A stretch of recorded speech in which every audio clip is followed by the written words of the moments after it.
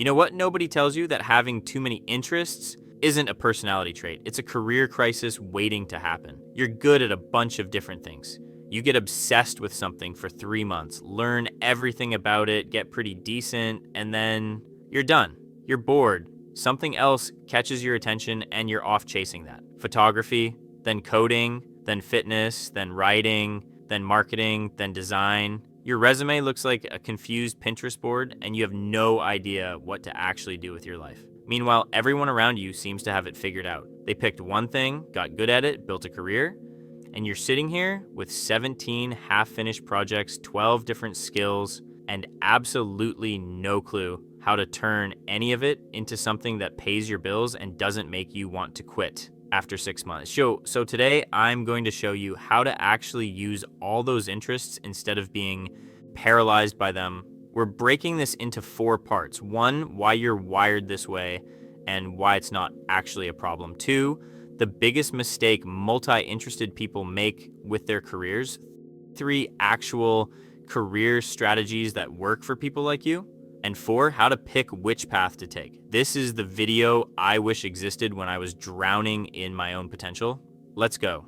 Part 1, you're not broken, you're a multi-potentialite. First, let's get something straight. You're not indecisive. You're not commitment phobic. You're not wasting your potential. You're what's called a multi-potentialite, someone with multiple interests and creative pursuits. There's actually a term for this, and there are millions of people like you. The problem is that society is built for specialists. School asks you what you want to be when you grow up. One thing. College makes you pick a major. One thing.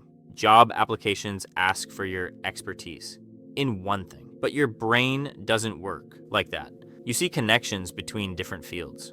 You get bored once you've figured something out. You need variety to stay engaged. And the second someone tells you this is what you do now, you want to run in the opposite direction. Here's what happens to most multi-potentialites. They try to force themselves into the specialist box. They pick one thing, commit to it, build a career around it, and then they're miserable. Or they job hop every 2 years, always feeling like something's missing. Or they freeze up completely overwhelmed by all the options and end up doing nothing that actually uses their potential. But the good news is you don't need to fix this about yourself. You need a career strategy that's built for how you actually operate. But you need to stop trying to be a specialist and start building a multi-potentialite career. And that starts with avoiding the biggest mistake. Part 2, trying to do everything at once. Here's where most people with multiple interests destroy themselves. They try to pursue all of them simultaneously. You want to be a photographer and a developer and a writer and a fitness coach and a designer. So you spread yourself across all 5. You do a little photography on weekends, some coding projects at night, write when you feel inspired, post fitness content sometimes, take design courses when you have time. And what happens? You're exhausted, you're making no money, and you're not actually good enough at any of them to build a career. You're a jack of all trades, master of none, and the market doesn't reward pretty good at 5 things. It rewards excellent at something specific. This is the trap. You think using all your interests means doing all of them at once, but that's not how it works. That's how you burn out and end up back at a job you hate because at least it pays the bills. The truth is harder but more useful. You need to sequence your interests, not stack them. You need to find the pattern in what you're drawn to and build a career structure that lets you rotate between things without losing momentum. There are 3 main strategies that actually work. Let's break them down. Strategy 1, the Renaissance business. This is where you pick one interest as your foundation and cycle the others through it. You're not doing 5 different things. You're doing one thing that gets to use all 5 interests. Let me give you an example. Let's say you're into fitness, psychology, writing, and design. Instead of trying to be a personal trainer and a therapist and a blogger and a designer, you build a fitness coaching business that uses all of those skills. You coach people, you understand behavior change, you write content that attracts clients, you design your own brand and materials.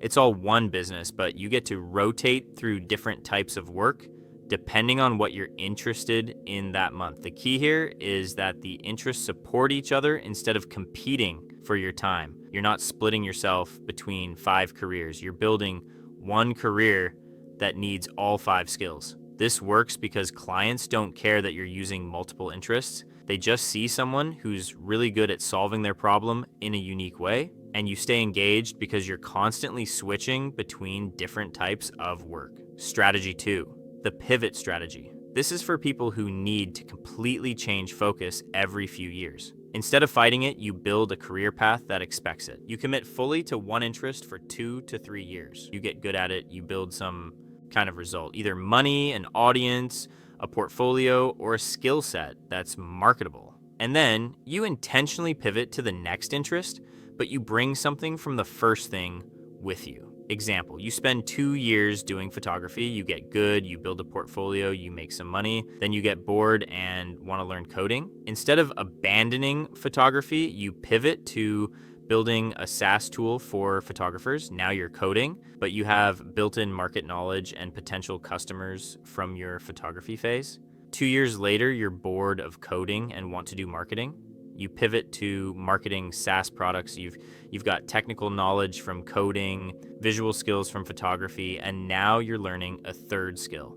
Each pivot builds on the last one. You're not starting from zero every time. You're creating a unique combination of skills that very few people have, and that combination is what makes you valuable. The trick is to commit to each phase long enough to get good and build something tangible before you move on. Not 6 months or until you get bored. 2 to 3 years minimum, that's long enough to actually gain expertise without feeling trapped forever.